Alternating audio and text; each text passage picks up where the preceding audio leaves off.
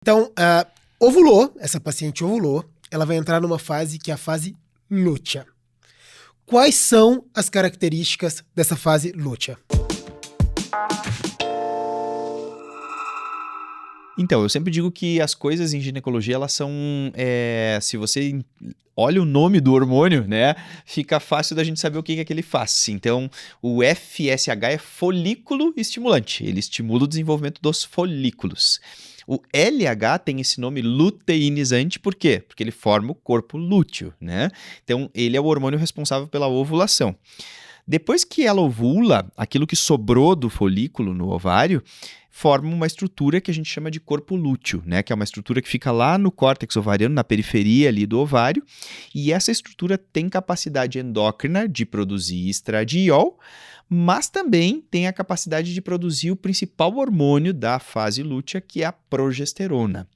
O que acontece? Então, na fase lútea do ciclo menstrual, o corpo lúteo começa a produzir ali estrogênio e progesterona, predominantemente a progesterona, que é o hormônio mais importante.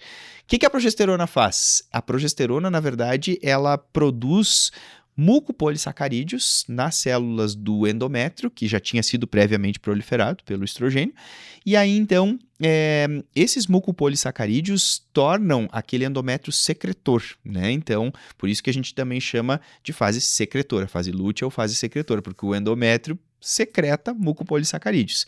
O objetivo é receber o ovo fecundado, né? Então ele fica receptivo, né? Ele forma, na verdade, ali um ambiente super receptivo para receber o ovo fecundado. É só pensar no nome do hormônio também, né? Progesterona. O que quer dizer o prefixo pró, né? Na língua portuguesa, pró quer dizer a favor, né? E gesterona, gestação. Então é o hormônio a favor da gestação, é aquele hormônio que prepara o endométrio para receber o ovo fecundado. Então, isso que acontece na segunda fase. E a progesterona, ela tem um efeito muito interessante no receptor do estradiol, na célula endometrial. Então, se você for pegar, por exemplo, o endométrio, né, a progesterona, ela acaba bloqueando o receptor endometrial de estradiol. Então, mesmo que o corpo lúteo produza estradiol, ele não segue proliferando o endométrio, porque a progesterona está bloqueando esse efeito proliferativo. Então, existe esse efeito no receptor, né, que é uma coisa que acaba sendo benéfica aí na fase lútea. Se não tem fecundação, o que vai acontecer? O corpo lúteo tem um tempo de vida de 14 dias, né? Então, assim, isso é uma das poucas coisas que é quase que matemática, assim, né? Medicina e matemática nunca combinaram muito, né? São ciências que não combinam muito, mas algumas coisas combinam e combinam super bem. Como, por exemplo, a duração da fase lútea, é 14 dias. Se não houve fecundação, o corpo lúteo sofre luteólise depois de 14 dias. E aí, então, sofrendo luteólise, ele para de produzir estrogênio, para de produzir progesterona, então ela vai ter uma super privação hormonal, né? E isso acaba culminando com o desabamento do endométrio, né? Então, o endométrio vai desabar justamente porque privou ela do estrogênio e da progesterona, e isso faz com que ela menstrue. Então, no primeiro dia que ela menstrua, já começa o próximo ciclo. E olha que interessante, né? No momento que cai o estrogênio e a progesterona, lembra que o feedback do estrogênio com o FSH é negativo. Então, se está caindo o estrogênio, o que a hipófise vai fazer? Vai começar a aumentar o FSH.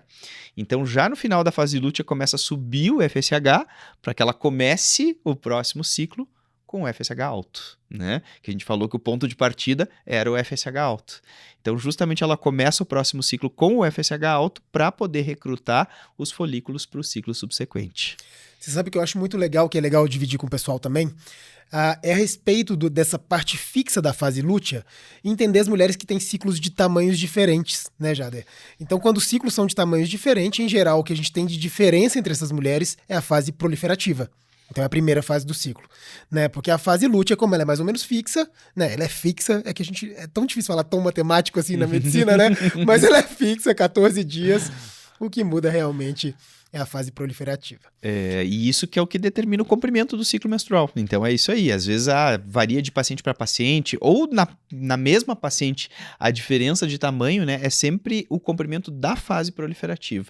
Tanto que quando a gente tem as variações da ciclicidade, né, quando a paciente tem, por exemplo, menstruações mais frequentes, que antigamente a gente chamava de polimenorreia, né, é porque realmente diminuiu a fase proliferativa do ciclo. Ela está tendo picos de estradiol mais cedo e, consequentemente, está tendo picos de LH mais cedo. Isso é muito comum no início do climatério, ali naqueles primeiros anos ali que antecedem o climatério. E, ao mesmo tempo, quando você tem ciclos muito longos, né? Quando você tem ciclos muito longos é porque essa paciente não está ovulando e aí a fase proliferativa ela está gigantesca, assim, né? Ela acaba tendo só fase proliferativa.